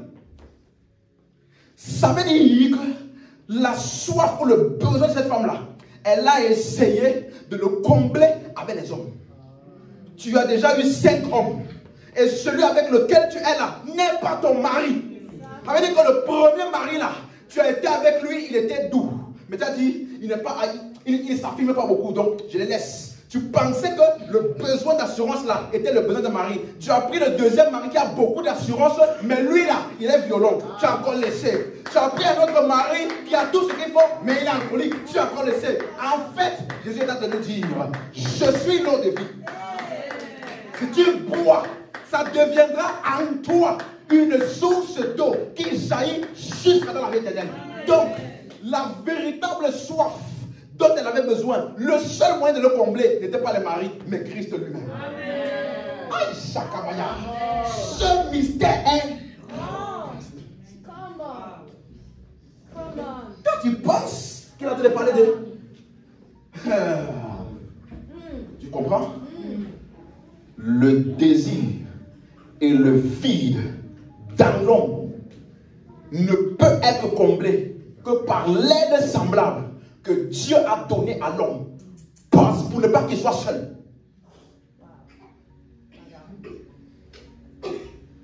Tu m'as suivi maintenant? Donc le mariage terrestre, l'attirance entre l'homme et la femme est une métaphore que Dieu a placée dans l'humanité pour expliquer aux hommes à quel point ils ne peuvent pas, ou alors il n'est pas bon qu'ils soient sans Christ. Donc nous ne sommes pas, tu vois, le jour où nous avons donc été unis à l'aide semblable, nous ne sommes pas devenus une seule chair avec lui. Non, une seule chair là, c'était l'histoire, c'était la métaphore, c'est comme ce qui était là, c'était l'agriculture. Juste pour t'amener à la réalité qui est quoi? Un seul esprit avec Christ. Donc, le mariage est une démonstration physique qui explique ou alors qui illustre l'union entre Christ et l'Église. Quelqu'un m'a suivi? C'est pour cela que je dis, tu vois,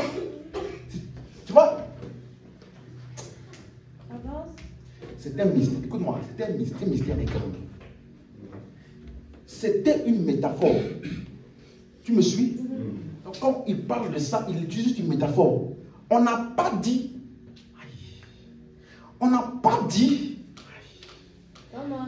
que nous, l'Église, on est l'épouse de Christ.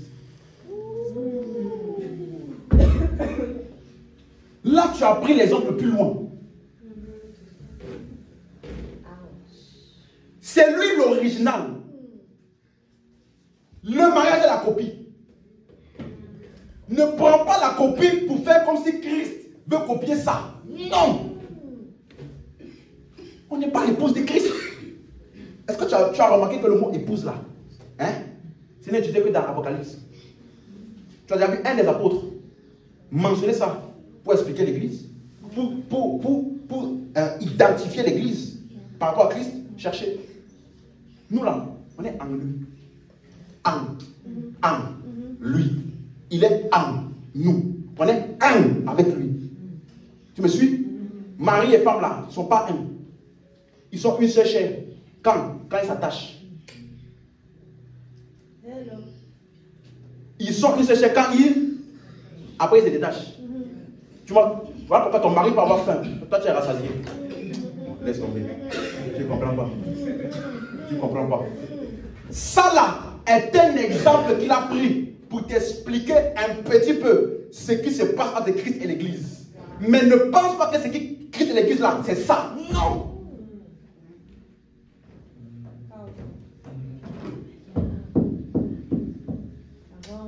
Bon. Avançons. Tu vois, des fois, j'ai envie de vous communiquer cette, mais on laisse le temps. Tu me suis? Parce que tu vois, il y a beaucoup de choses qu'on a acceptées. Et quand, tu vois, il y a des gens qui disent que, et ils vont encore plus loin. Oh, il y a la dimension des fils de Dieu, et puis il y a la dimension des épouses. Ça là, c'est la plus grande bêtise que j'ai entendue. Donc tu es fils de Dieu, et puis tu aspires à être épouse, parce que le fils ne rentre pas dans la chambre du Père. Donc, il y a un niveau, là, il y a un niveau d'intimité que tu ne vas pas expérimenter avec Dieu. Tu vois, c'est pourquoi ils pensent comme ça. Parce qu'ils ont fait du mariage l'original. Et de maintenant, nous et Christ là, la copie de ça. Pourtant, c'est l'inverse. C'est nous qui sommes et Christ là, l'original.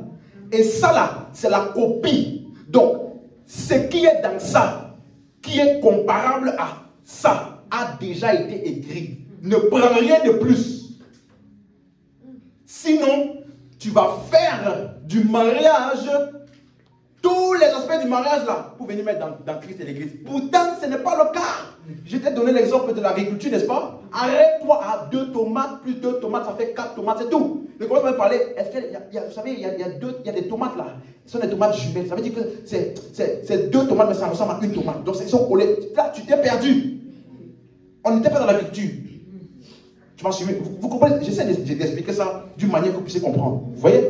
Donc, le mariage là est un reflet de Christ et l'église dans le cadre où ça a été dit. Pas plus, ne va pas chercher plus loin que ça. Ne dis pas, oh, tu vois, quand Christ vient avec l'église, quand je vais avec ma femme, elle et moi, et puis on a un plaisir. Voilà maintenant pourquoi c'est toi. Toi, quand tu vas te avec Christ aussi, tu as des plaisirs. Qui t'a dit ça? C'est parce que tu vas aller plus loin. N'utilise pas une métaphore de quelqu'un plus loin que ce qu'il a donné de cette métaphore-là. Paul n'a jamais dit, vous êtes l'épouse de Christ. Mais il a dit, vous êtes le corps de Christ. Vous êtes le temple. Voilà les expressions claires qu'il a données. Pour te donner, ça c'est les illustrations les plus claires possibles. Le temple de son esprit. Le corps, il est la tête. Nous sommes tous là, son corps qui est un. Tu vois, non? Ce mystère est grand. Donc, l'expression une seule chair a été dite sous forme de mystère pour qu'elle soit révélée en Christ sous forme de quoi? Un seul esprit. Revenons dans 1 Corinthiens 6, verset 16. Donne-moi la main. Amen. J'ai aidé quelqu'un? Yes. Voici encore un autre texte. Vous savez pourquoi des fois je comprends mieux l'apôtre Paul. Parce qu'il y a certaines vérités, si je te donne ça, un coup comme ça, tu seras perdu. Je suis obligé des fois de prendre certains exemples pour t'amener ta pensée à saisir l'explication que je voulais te donner. Voilà pourquoi il utilise le corps, il utilise le temple, il utilise toutes ces expressions-là. C'est simplement pour te communiquer les réalités spirituelles qu'il voulait te communiquer. Et vous allez voir beaucoup de ces exemples métaphoriques-là dans 1 Corinthiens.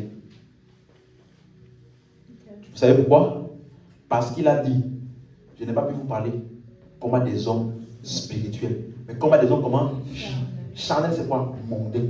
Ils ne comprennent pas les choses spirituelles. Donc on est obligé de prendre des exemples de la nuit où je fus livré, le Seigneur fut livré, il a fait ceci, il a fait cela, et puis il a dit, fais ceci en mémoire de moi. Et toi, tu n'as pas compris qu'il est en train d'expliquer, d'utiliser ça là, auquel le peuple pouvait s'identifier, pour expliquer la vérité selon laquelle nous sommes tous un seul corps, et que nous devons nous soucier les uns des autres, c'est tout. Wow. Toi, tu as pris l'exemple pour en faire ta pratique chaque dimanche. Vous voyez? Il a utilisé le voile pour expliquer le fait que l'homme est l'autorité sur la femme. Il n'a pas dit aux chrétiens d'aller acheter les voiles. Mais tu vois ça où 1 Corinthiens, je n'ai pas pu vous parler comme à des hommes spirituels. Est-ce que vous comprenez maintenant? C'est comme ça qu'il parle aux Corinthiens. Ici encore, regardez, loin de là. Ne savez-vous pas que celui qui s'attache à la prostituée est un seul corps avec elle, car il est dit, les deux deviendront une seule chair. La suite. Mais celui qui s'attache au Seigneur est avec lui quoi? Un seul. Aïe, aïe, aïe, aïe, aïe. Verset 18 maintenant. Fuyez dans l'impudicité. Quelque autre péché qu'un homme commette, ce péché est hors du corps. Mais celui qui se livre à l'impudicité pêche contre son propre corps. Quelqu'un a suivi ça? Parce que, n'oubliez pas, est-ce que tu peux me donner le verset 15 pour vous donner le contexte? Ne savez-vous pas que vos corps sont des membres de... Des membres de qui? Prendrai-je donc les membres d'eux pour en faire les membres d'une? Donc ces gens-là partaient aux prostituées. Oui, des chrétiens, ils allaient aux prostituées. Et c'est à ces chrétiens-là qu'au verset 19, Paul a dit, votre corps est le temple du Saint-Esprit. Donc aller aux prostituées n'a pas changé qui ils sont. Ils ne sont pas devenus le temple des démons. L'impudicité ne leur a pas transféré des démons, comme certains disent. Si tu fais l'impudicité, tu vas récolter des démons. On doit maintenant faire des cures de brisement pour briser, je ne sais pas quoi briser. C'est faux. Après, ce n'est pas juste impudicité avec une soeur de l'église, c'est aux prostituées. C'est peut-être même des païennes. Et après ça, Paul dit, ne savez-vous pas que ton corps là, qui est parti sur la prostituée là, ne sais-tu pas que ce corps là est le membre de Christ? Il n'a pas dit ce corps là est devenu souillé au point où Christ s'est détaché de ça. Non. Ce sont des membres de Christ. Donc, prendrai-je les membres de Christ là pour aller attacher ça à une prostituée? Donc, il est en train d'expliquer que quand tu vas chez une prostituée, tu es en train d'abuser de ton corps. C'est pour ça qu'il appelait ça péché contre son propre corps. Pourquoi? Parce que le mot péché là, du verset 18, celui qui se livre à l'impudicité pêche contre son propre corps, c'est le mot armatia. Ça veut dire manquer la cible ou commettre une erreur, une faute. Est-ce que tu suis? Donc, si tu remplaces le mot pêche là par commettre une faute contre son propre corps. C'est ça? Je peux dire ça? Celui qui se livre à l'impudicité fait quoi? Il commet une faute contre son propre. Il n'a pas dit l'impudicité est un péché. Bien que c'est un péché. Mais ce n'est pas ce qu'il a dit. Il a dit, quand tu te livres à l'impudicité, tu pêches contre ton propre corps. Donc, en fait, je peux même dire, c'est comme si tu abuses de ton propre corps. Pourquoi? Parce qu'au verset 20 maintenant, il explique mieux. Car, non, verset 19 d'abord. Ne savez-vous pas, donc, quand il dit, si tu commets l'impudicité, tu pêches contre ton propre corps. Pourquoi? Il t'explique maintenant à quoi est censé servir ton corps. Ne savez-vous pas que votre corps est le temple du qui est en vous et que vous avez reçu de Dieu et que vous ne vous appartenez point à...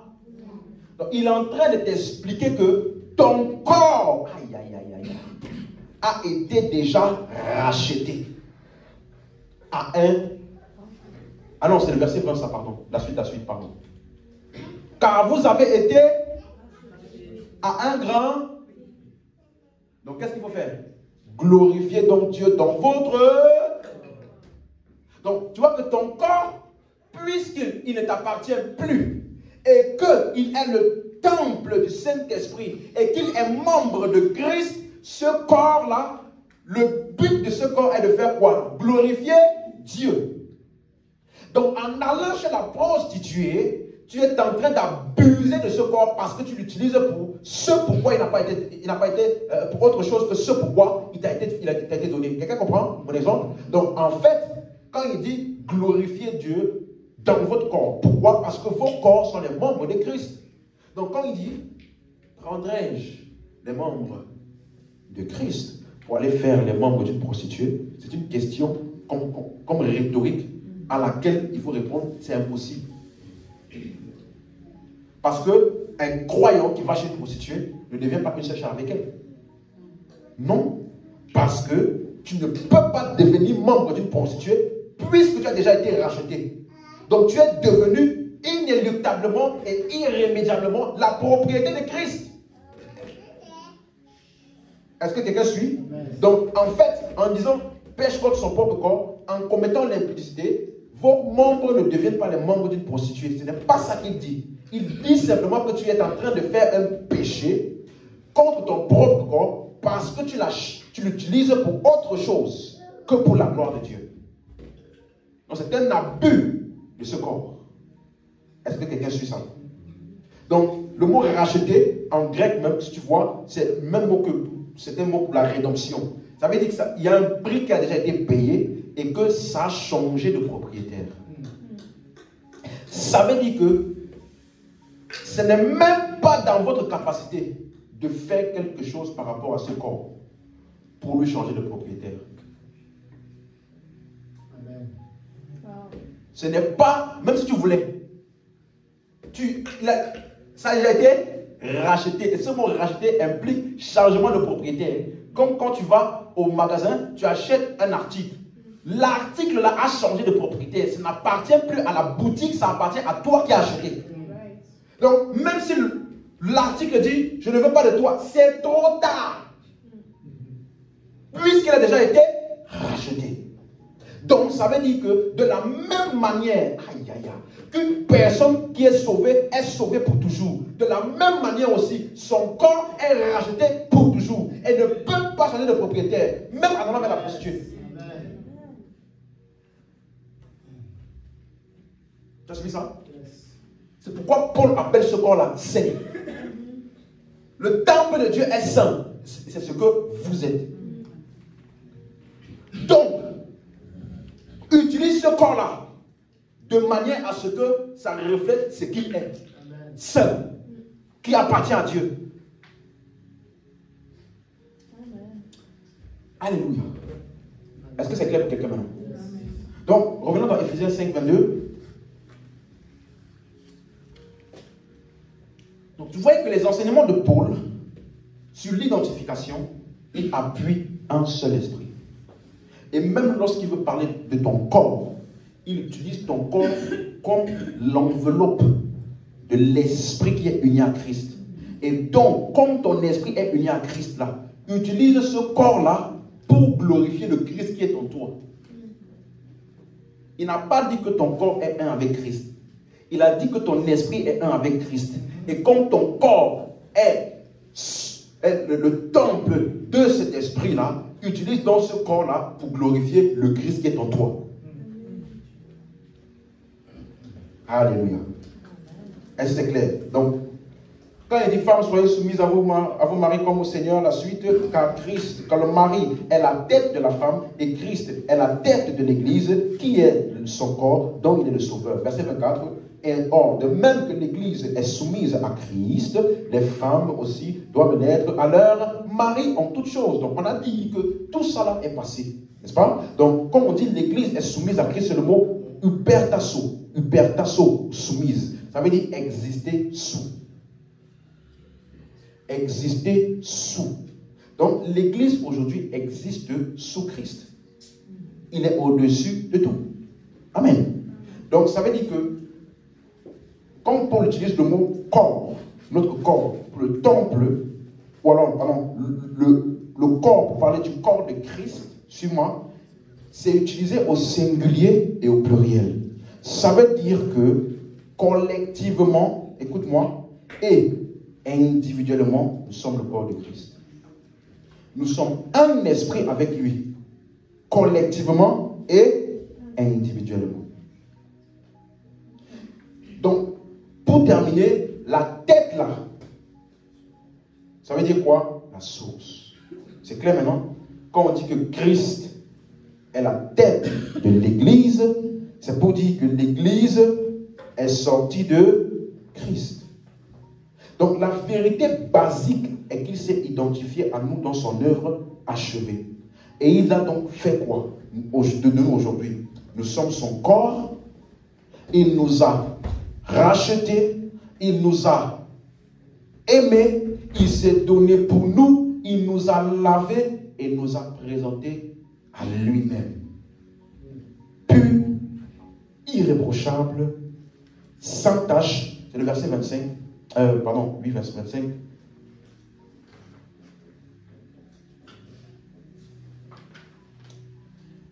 Aimez vos femmes comme Christ a aimé l'Église et s'est livré pour lui, pour elle. Ça, c'est au passé. N'est-ce pas? La suite. Aujourd'hui, par ce qu'il a fait là, il nous a sanctifiés.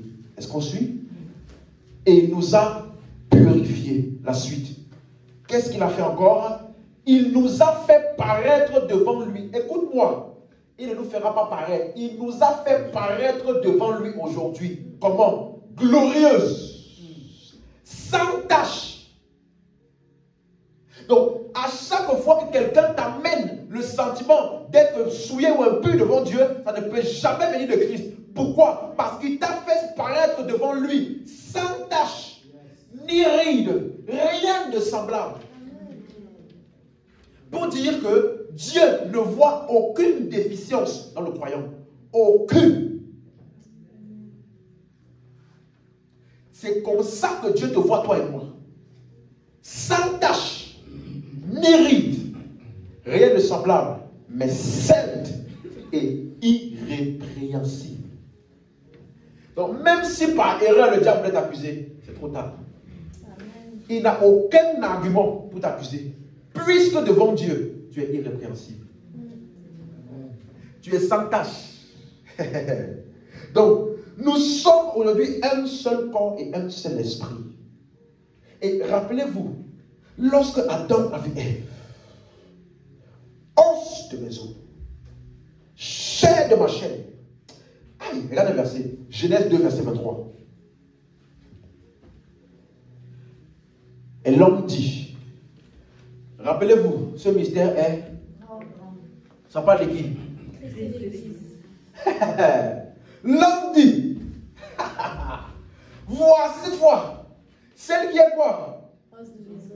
Os de mes os. De mes os. Hein? Et on l'appellera comment? Pourquoi? Parce qu'elle est sortie de lui. Voilà pour, écoute-moi, Moïse était en train d'utiliser ça là pour t'expliquer la métaphore selon laquelle l'Église est os des os, chair des chairs, en parlant spirituellement parlant. Ça veut dire qu'elle est un avec Christ. Et comment? Elle a été générée de Christ lui-même. Sorti de lui. Et c'est après ça qu'il dit, verset 24, c'est pourquoi. C'est quoi? C'est conséquence, n'est-ce pas? C'est la conséquence, n'est-ce pas? Oui. L'homme quittera son père et sa mère, s'attachera à sa femme, et les deux deviendront. Donc, l'homme qui a été créé en premier, écoute-moi bien, suis-moi. L'homme qui a été créé en premier, ensuite de lui est sortie la femme. Et les deux, en s'attachant, sont devenus une seule chair. Ça raconte l'histoire. Colossiens 1, 18. Tu vas voir ça maintenant. Colossiens 1, 18. Alléluia, quelqu'un? Amen, hein? Colossiens 1, 18. Il est la tête du corps de... Il est le commencement, donc, l'homme qui a été créé en premier. Ça a expliqué qui? Christ, qui va sortir des morts le premier. Et ensuite de lui là, est sortie la femme. Pourquoi? Pourquoi? Parce que de lui, là, il est, va sortir qui? Son corps, qui est l'Église. Donc l'Église est appelée corps, et lui la tête, parce qu'il a été créé le premier, le commencement en tout. Le premier, et l'Église est sortie de lui, et l'Église et lui font maintenant un.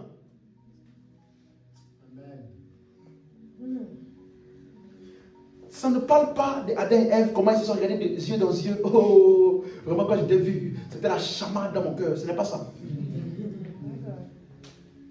Ça explique à un peuple qui comprend le mariage là. Moïse a en tête, n'oubliez pas, Moïse a écrit le livre de Genèse, Exode, Deutéronome et autres là, au peuple d'Israël qui venait de sortir de l'esclavage en Égypte pour leur rappeler la promesse qui avait été faite à leur père et que leurs pères ont cru et qu'eux aussi devaient croire.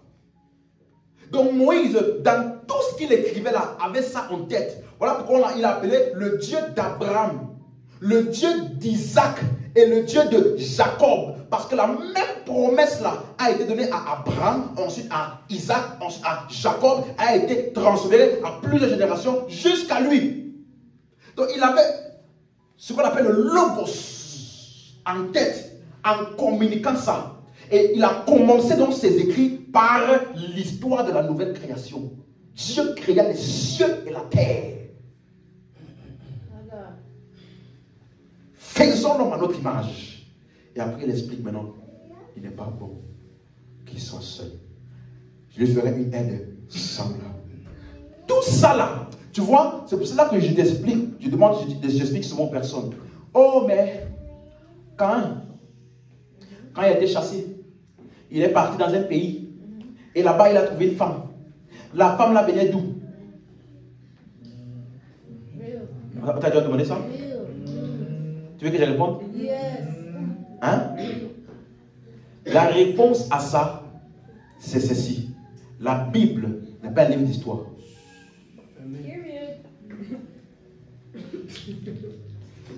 Les récits ont été choisis de manière stratégique pour refléter la promesse de Christ. Tout ce qui n'est pas pertinent pour ça n'a pas été documenté. Donc, ce n'était pas une histoire du monde qu'on essaie de raconter. C'était l'histoire de la création du monde qui était utilisée de manière métaphorique pour communiquer l'histoire de la nouvelle création. Donc, les récits sont choisis de manière claire. Tu ne sais pas quelle taille avait Adam. Ce n'est pas pertinent. Tu ne sais pas comment il était. Ce n'est pas pertinent. Mais tu sais juste qu'il n'a pas cru. De la même manière, tu ne sais pas comment était Abraham non plus. Ni physiquement, parce que ce n'est pas pertinent. Ce qui est pertinent, c'est que Adam a eu la promesse, il a rejeté. Abraham a eu la promesse, il a cru. Les histoires sont sélectionnées de manière stratégique pour communiquer quoi? Les Écritures de ton enfance. Tu connais les saintes Écritures qui peuvent te rendre à quoi? Par la foi, hein? Donc toutes les histoires sont sélectionnées pour nous communiquer cette vérité. Les autres choses qui ont certainement existé n'étaient pas pertinentes pour les récits bibliques. Amen. Amen. On peut se lever. Donc, os de mes os, chair de ma chair, ça fait référence à qui? Christ et l'Église. C'est ça. Parce que nous sommes sortis de lui. Et nous sommes un seul esprit avec lui. Quelqu'un m'a suivi? Suis-moi. On n'est pas venu se joindre à Christ. On n'est pas venu se joindre à Christ. Nous sommes sortis de lui, unis à lui. Quelqu'un a suivi ça? C'est pour cela que je vous ai dit qu'avant que tu ne rencontres Christ, la personne là n'existe plus. Si quelqu'un est en Christ, est une nouvelle. Donc tu vas voir que quand on dit maintenant, par exemple, Dieu est la tête de Christ. Ça veut dire quoi? Christ est sorti de Dieu. Vous avez compris maintenant? Parce qu'il dit, je veux que vous sachiez que Dieu est la tête de Christ, Christ est la tête de l'homme, l'homme est la tête de la femme. Ok. Tout fait sens maintenant. Puisque Christ est sorti de qui? Dieu. Amen. Donc, ce n'est pas un passage donnant des conseils sur le mariage, mais c'est plutôt un enseignement sur qui nous sommes en Christ, utilisant le mariage comme parabole. C'est clair? Dis avec moi, je suis un seul esprit avec Christ. Je suis un seul corps avec lui. Et parce que je suis un seul esprit et un seul corps avec lui, mon corps physique est membre de Christ. Parce que ce corps a été racheté à un grand prix. Je glorifie donc Dieu dans ce corps. Et je suis un seul esprit avec Dieu. Au nom de Jésus. Amen. Élève la voix là-haut.